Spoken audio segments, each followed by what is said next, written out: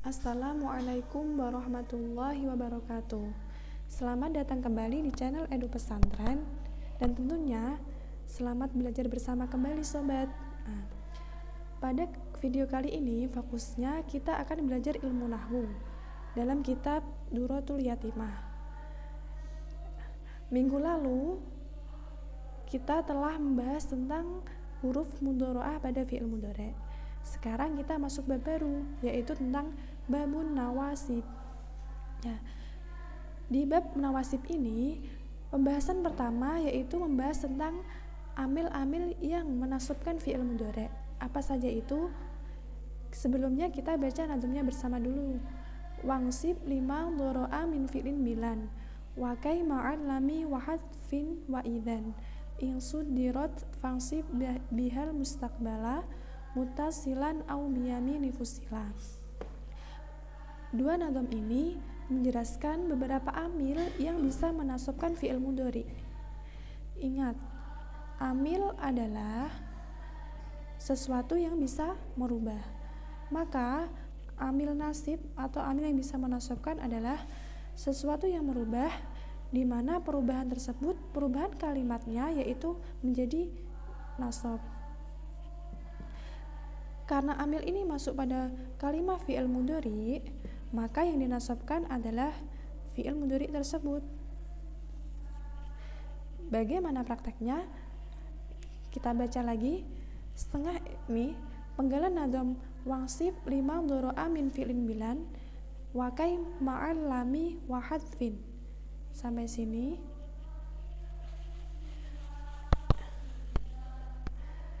Menyebutkan beberapa amil yang menasabkan tadi.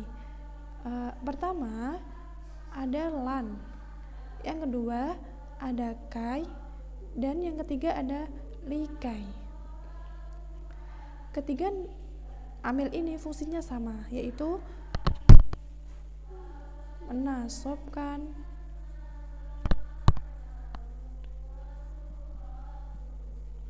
fi'il mudhari'. Khusus fi'il mudhari', maka fi'il madi dan fi'il amar tidak tercantum di sini, tidak bisa dinasabkan oleh lan, kai ataupun likai. Pada pembahasan fi'il mudhari' ini mencakup semuanya. Maknanya entah fi'il mudhari' tersebut shahih ataupun fi'il mudhari' yang mu'tal.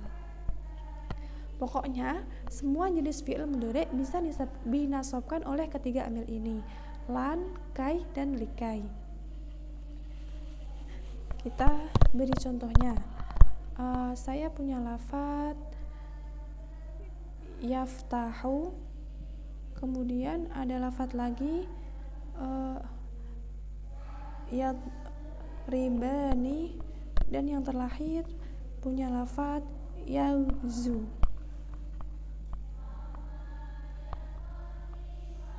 Yaftahu, yadribani, dan yaghzu ini jelas bahwa ketiganya adalah fi'il mudhari'. Ada tanda huruf mudhora'ahnya berupa ya. Sekarang kita coba sandingkan amil ini dengan fi'il mudhari' ini. Pertama, kita punya amil lan. Nih ya. Lan kita sandingkan dengan lafadz yaftahu, maka keadaan yaftahu yang asalnya rafa tertuntut menjadi nasab. Kemasukan lan menjadi lai yaftaha. I'rabnya nasab, tandanya fathah karena dia adalah fi'il mudhari' yang bukan af'al khamsah. Kemudian yadribani kita beri lan juga tertuntut untuk nasab, maka menjadi lai yadriba, nun dibuang karena dia adalah af'al khamsah. Sedangkan af'al khamsah ketika tingkah nasab adalah tandanya dengan membuang huruf nun. Selanjutnya kita punya fi'il mu'tal, nih lafadz yaghzu, kita beri lan. Karena lan, maka yaghzu yang asalnya rafa menjadi nasab, menjadi lai yaghzuwa. Tandanya fathah dhahirah karena dia adalah fi'il mudhari' yang mu'tal dan dia bukan berupa af'al khamsah. Terus bukankah, kalau ada orang yang bertanya, bukankah fi'il mu'tal itu i'rabnya dikira-kirakan? Memang fi'il mudhari' mu'tal akhir ketika tingkah rafa dan nasab i'rabnya dikira-kirakan, kecuali yaitu mu'tal waw dan mu'tal ya. Ketika tingkah nasab i'rabnya boleh didhahirkan. Maka yaghzu di sini ketika kemasukan lan menjadi la yaghzuwa, fathahnya tetap terlihat. Oke. Untuk penjelasan lan, kai dan likai saya kira sudah cukup. Kita masuk pada penggalan nadzam berikutnya, yaitu wa idzan in sudirat fangsim bihal mustaqbala muttasilan au biyamini fusila. Melanjutkan tentang amil yang menasabkan fi'il mudhari' tadi ya. Di sini yang akan dibahas adalah amil idzan. Fungsinya sama dengan ketiga amil sebelumnya, yaitu menasabkan fi'il mudhari'. Bedanya ketika tiga amil sebelumnya bisa menasabkan fi'il mudhari' dengan tanpa syarat, di sini idzan bisa menasabkan fi'il mudhari' ataupun bisa beramal dengan memenuhi beberapa syarat. Yang pertama yaitu idzan harus jatuh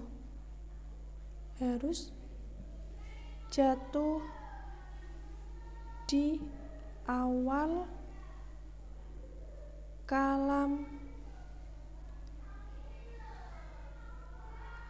jawab. Syarat yang kedua yaitu antara idzan dan fi'ilnya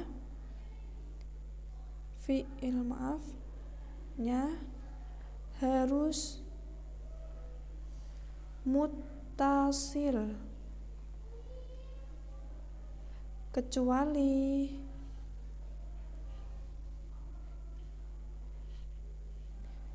jika dipisah oleh, di sini ya, qasam atau la nafi. Oke. Kita pahami coba ya. Misalnya saya punya contoh di sini. Jituka kita ya.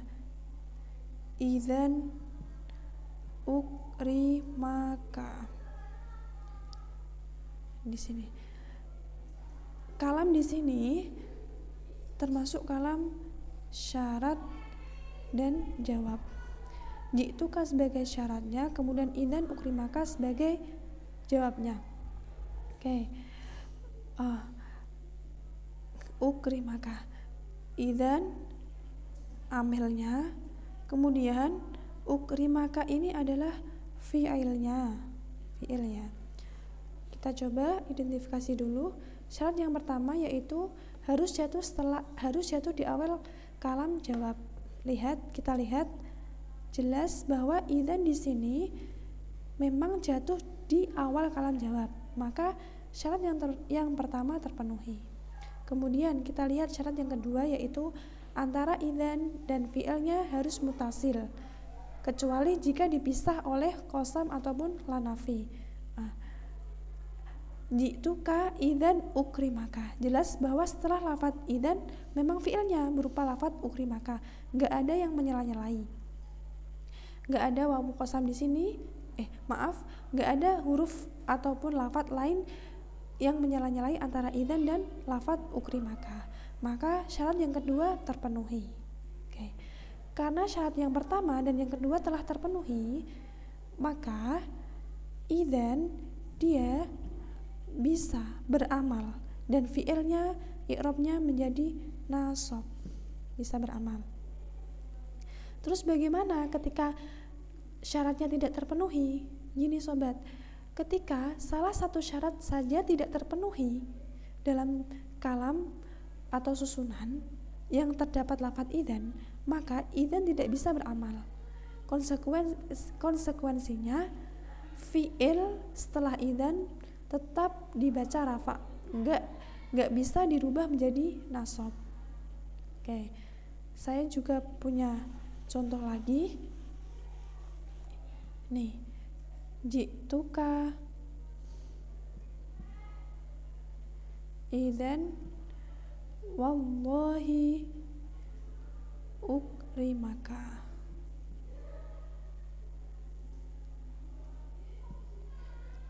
Jituka idzan wallahi ukrimaka. Berupa syarat, ini berupa jawab. Oke, saya tanya, apakah idzan di sini termasuk idzan yang bisa menasabkan fi'il mudhari'? Oke, jawabannya iya. Idzan di sini adalah termasuk idzan yang bisa beramal.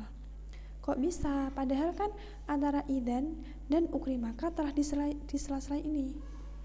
Ingat, memang antara idzan dan ukrimaka harus mutasil, tetapi boleh nggak mutasil ketika yang menyala-nyalai adalah lafadz qasam dan lanafi. Dan wallahi di sini adalah termasuk lafadz qasam. Maka walaupun di sela-selai antara idzan dan fiilnya, idzan masih tetap bisa beramal. Nih. Dan ukrimaka nasab tandanya fathah karena dia dinasabkan oleh idzan. Jituka idzan wallahi ukrimaka. Oke. Kita ringkas dari awal. Pelajaran kali ini adalah membahas tentang babun nawasib, dan yang dipelajari adalah amil-amil yang menasabkan fi'il mudhari'. Di sini dituturkan bahwa dijelaskan bahwa amil yang menasabkan fi'il mudhari' yang pertama ada lan, yang kedua ada kai, yang ketiga ada likai, dan yang keempat ada idzan. Untuk lan, kai, dan likai bisa beramal, yaitu menasabkan fi'il mudhari' dengan tanpa syarat. Namun untuk idzan sendiri dia bisa beramal dengan memenuhi beberapa syarat. Syarat yang pertama yaitu idzan harus jatuh di awal kalam jawab. Syarat yang kedua yaitu antara idzan dan fi'ilnya harus mutasil, kecuali jika memang idzan dan fi'ilnya dipisah oleh qasam dan lanafi, idzan masih tetap bisa beramal. Jika syarat ini tidak terpenuhi atau salah satunya saja tidak terpenuhi dalam susunan kalimat atau susunan kalam yang ada lafadz idzannya atau yang ada lafadz amil idzannya, maka idzan tidak bisa beramal. Konsekuensinya fi'il mudhari' setelah idzan tetap diirobi rafa, nggak bisa diirobi nasab. Oke, sampai di sini dulu ya pertemuan atau pembelajaran kita hari ini. Semoga bermanfaat. Terima kasih telah mengikuti video kita kali ini. Jangan lupa subscribe, like, comment, and share video kami. Terima kasih. Wassalamualaikum warahmatullahi wabarakatuh.